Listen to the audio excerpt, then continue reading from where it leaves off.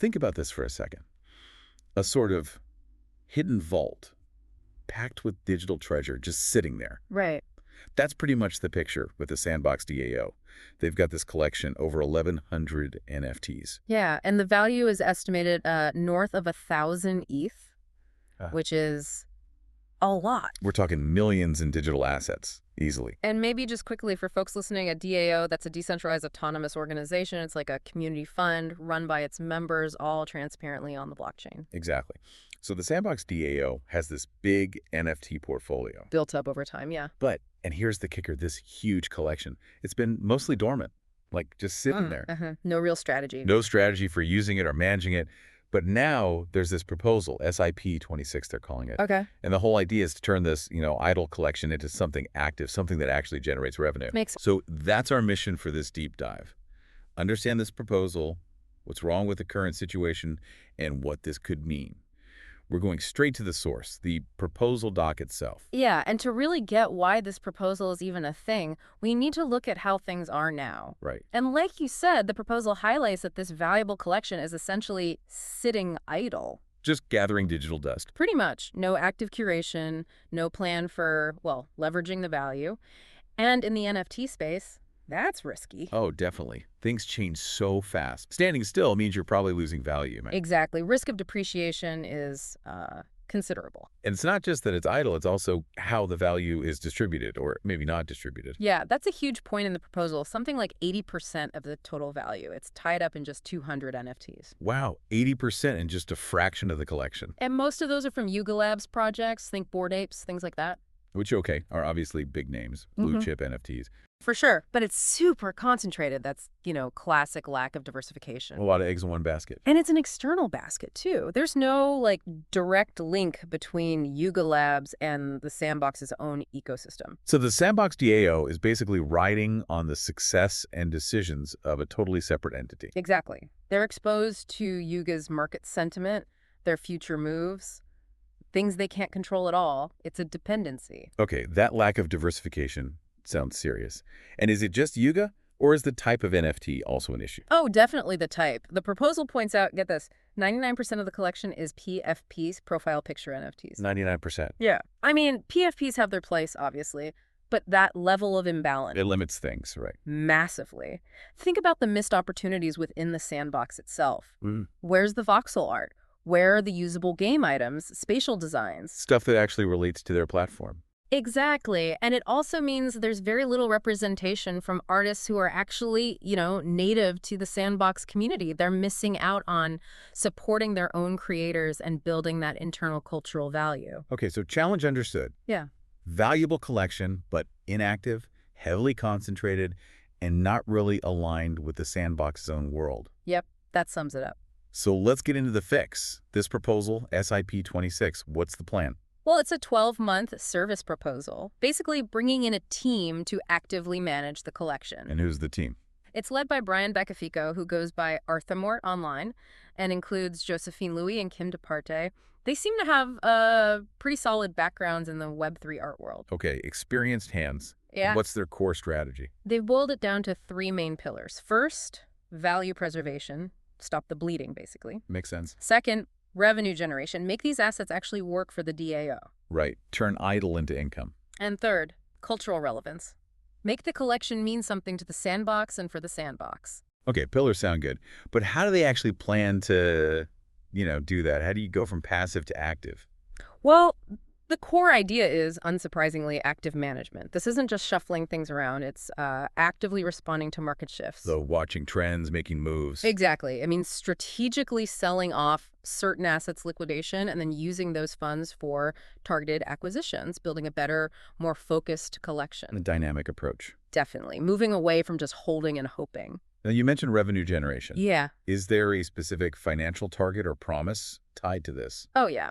And this part is pretty direct. The team is committing to transfer $100,000 worth of ETH. Wow. To the DAO treasury every single quarter. Every quarter.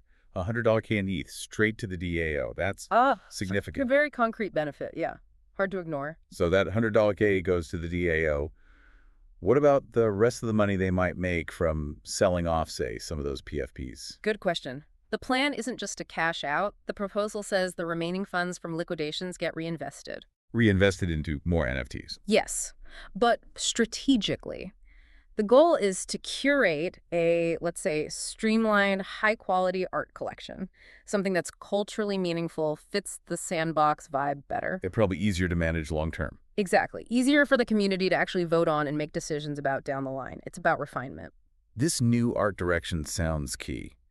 What kind of stuff are they looking to buy? What are the criteria? They've actually laid out specifics. They're looking for unique artworks, like one-of-ones. The rarest kind. Right. And also unique pieces from a series like number 7 from a set of 10. And they'll consider additions too, numbered prints essentially. Okay. Quality seems important. They're aiming for pieces valued over 1 ETH. And they want work from both living and deceased Web3 native artists, plus recognized digital artists from maybe more traditional backgrounds. So a focus on significance and value. What of the style? How does it connect back to the sandbox itself? Yeah, that's the cultural relevance part. They're specifically looking for art that resonates with the sandbox's spirit. Things like retro gaming themes, nods to internet culture code, development history, that kind of thing. And obviously gaming stuff. Avatars, wearables, spatial designs. Things that feel native to a virtual world. Totally. And aesthetically, they're prioritizing voxel art, naturally. Pixel art, glitch art, even conceptual architectural stuff that fits the metaverse feel. Okay, I'm getting a much better picture of the kind of collection they want to build. It sounds quite different from just PFPs. Oh, completely different. So beyond the buying and selling, what's the bigger strategic picture here? Is there a methodology? Absolutely. They're stressing a data-driven approach. It's not just vibes. Data-driven how? It involves proper market research, ongoing valuation, really knowing what they hold. Then there's the liquidation strategy we touched on, the acquisition and rebalancing plan. Okay. Plus, crucially, transparent reporting back to the DAO community and making sure the whole process integrates with how the DAO makes decisions. Let's drill down on that liquidation strategy. How do you sell potentially millions worth of NFTs without crashing the price? Right, good point. They're proposing a few tactics. Timed listings, not dumping everything at once. Spreading it out. Yeah. Exploring private deals with collectors, maybe consignment agreements through galleries or platforms. They even mention looking into loan mechanisms. Using the NFTs as collateral for loans. Potentially, yeah. As a way to get liquidity without selling immediately, perhaps if the market conditions aren't ideal. And generally just actively managing the listings, trying to catch short-term opportunities. Sounds like they've thought through the selling side. And the buying side, you mentioned diversifying into ecosystem-relevant assets. That feels like the core shift. It really is, moving from just holding value to holding meaningful value for the sandbox. And they also talked about maybe commissioning exclusive works directly from artists. Oh, interesting. Like bespoke pieces for the DAO. Exactly. Which could be incredibly unique and tied directly to the platform's identity. And how do they keep the DAO members in the loop on all this? It sounds complex. Transparency seems key to the proposal. They're committing to regular AMAs, Ask Me Anything sessions. Okay, direct access. Active participation in the DAO's own discussion forums, and detailed quarterly reports spelling out what they did, why, and what the results were. Okay, that covers the how. Yeah. What about the payoff?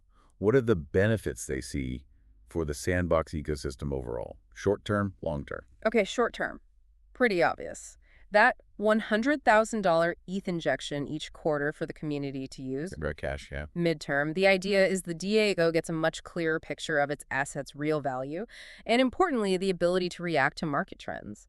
They even mention things like AI art or Layer 2 developments as areas they could potentially capitalize on. So becoming more agile. Exactly. And the long-term vision, it's actually about simplifying. After the 12-month, they aim to have condensed the collection down significantly. To how many? The proposal suggests maybe 150 to 300 NFTs, a much more manageable number. Ah, okay. So the idea is, after this intensive year, the DAO itself can manage the refined collection more easily, more autonomously. That seems to be the goal.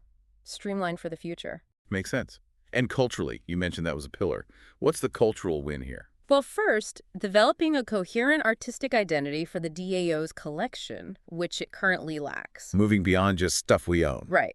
And by diversifying into relevant art and actively supporting artists, especially those within the sandbox ecosystem, they build cultural capital. Yeah. They also see the collection as a tool, something to promote the sandbox, attract talent. And ultimately, building a collection with real provenance, a history, which increases its prestige and likely its value too. Imagine having the definitive collection of early voxel art curated by the DAO. That would be something. Exactly. That's the kind of long-term cultural impact they seem to be aiming for. We've covered the what, why, and how. Let's circle back to the who for a sec. Yeah. This team, Arthur Moore, Louis Departe, you mentioned they have experience. Yeah, the proposal highlights their backgrounds. Seems like a mix of curating, advising companies in Web3, experience with NFT marketplaces. The space. Apparently. It also mentions past work with the Sandbox and even connections to big names like Sotheby's. So it suggests they understand both the crypto-native side and the more established art world dynamics. Sounds like a capable team, at least on paper. Yeah. So where does this all stand right now? Is this proposal a done deal? Oh, not at all. It's very much live. The proposal, SIP-26, was put forward on April 15th, 2025. Okay, just recently. Yeah, and the vote for DAO members started the next day, April 16th, and it runs until April 30th. So voting is happening right now. How's it looking? Well, as of today, April 20th, it's incredibly close. Let me see. Yes votes are around 46.98%, Okay, slightly ahead. but no votes are right behind at 42.88%. And then you've got about 10.14% abstaining. Wow, that is tight. Less than 5% difference between yes and no. Exactly. And there's also the quorum to consider the minimum participation needed. Right now, it's at 68.4%, so the vote is valid, but the outcome still totally up in the air. Really highlights how significant this decision is for the community, doesn't it? These close margins. Absolutely. It's clearly a big, potentially transformative decision for how the DAO handles these assets, a real turning point. Okay, so let's try and wrap this up.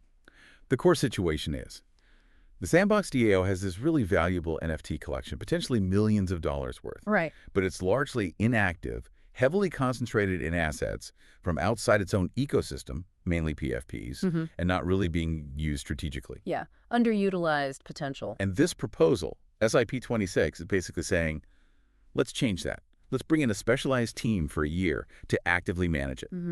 Sell some things, buy others, generate that quarterly ETH payment, diversify, and build a collection that actually means something for the sandbox, culturally and strategically. That's the pitch, yeah. A move from passive holding to active curation and revenue generation. So for everyone listening, you've now got the gist of a pretty major development happening in the sandbox world. You understand the problem they're facing with this collection and the logic behind this proposed solution. Exactly. Hopefully a clear picture without having to wade through the whole proposal document yourself. Definitely. And maybe here's something to chew on after we finish. Given how much value was tied up in those Yuga Labs NFTs, what does that tell us more broadly about the risks for any DAO holding lots of assets from external projects? Interesting question. And how could strategies like this active management proposal go beyond just making money? How else could they help build community alignment or maybe even foster strategic partnerships within a DAO's own ecosystem? Lots to think about there.